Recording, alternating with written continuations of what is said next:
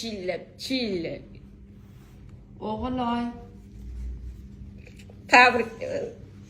O'g'illoy. Boshqatdan. O'g'illoy. Ana mikrofondan Ha. o'zim ovozim eshitdim. O'zim ovozim. Zoru.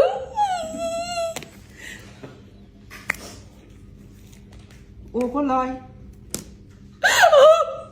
Zoru kelayapti. Yana ayting.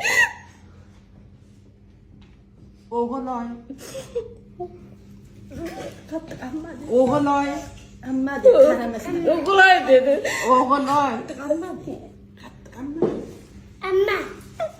Rahmat ayt doktorga. Rahmat ammam dedi. Kelganingizga. Aytdi o'g'lim.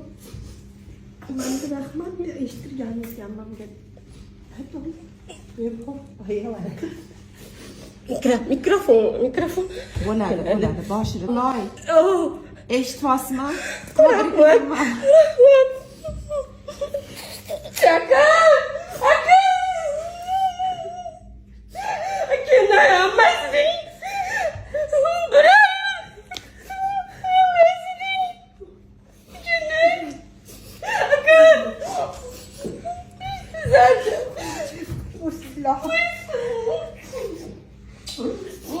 Bağrımda kelib Hizmetlerim yongan.